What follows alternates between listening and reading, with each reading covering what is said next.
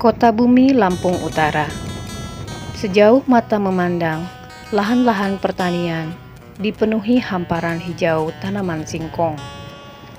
Kabupaten Lampung Utara berkontribusi terhadap 17% pasokan singkong bagi industri tapioka yang tersebar di seluruh provinsi Lampung.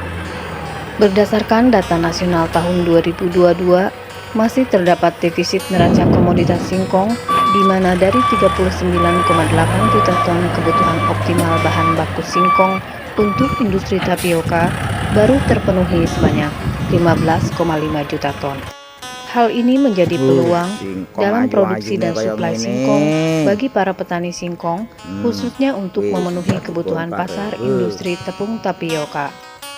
Koperasi Wanti Karya Mandiri WKM yang berdiri sejak 2012 namun masih minim aktivitas, bersama-sama dengan anggota petani singkong berupaya mengambil peluang sebesar 0,2% dari pangsa pasar suplai singkong yang ada di Kabupaten Lampung Utara. Melalui program APF PFO4A, Koperasi WKM berupaya untuk memberdayakan lapak anggota WKM sebagai saluran pemasaran di beberapa wilayah pelosok desa. Namun, di tengah perjalanan usaha yang sedang berlangsung, terhambat karena dinamika pasar. Permasalahan timbul karena potongan rafaksi atau kadar aci dari pihak industri terlampau tinggi. Potongan rafaksi yang diterapkan dari semula 17 hingga 23% melonjak menjadi 45 hingga 50%. Hal ini membuat perhitungan di tingkat petani merugi dan tidak bisa menjual singkongnya kembali.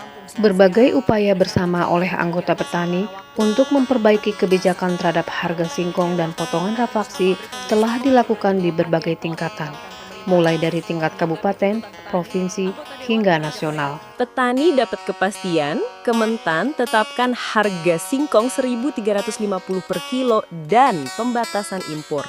Guys, krisis singkong yang bikin petani Lampung pusing akhirnya dapat jawaban. Gubernur Lampung Rahmat Mirzani Jausal bareng Bupati Lampung Utara Hamartoni Ahadis, Bupati Lampung Tengah Ardhito Wijaya, Bupati Lampung Timur Ella Siti Nuryanah, dan Bupati Mesuji Elviana yang kemarin terbang ke Jakarta buat ketemu Menteri Pertanian Andi Amran Sulaiman, ternyata nggak sia-sia. Kementan resmi netapin harga singkong 1.350 per kilo dengan rafaksi maksimal 15%. Gak cuma itu, impor tepung tapioka dan jagung juga dibatasi ketat. Impor cuma bisa jalan kalau stok dalam negeri nggak cukup atau nggak sesuai standar. Surat keputusan ini berlaku nasional mulai 9 September 2025 dan ditembusin ke semua gubernur se-Indonesia. Gimana menurut kalian?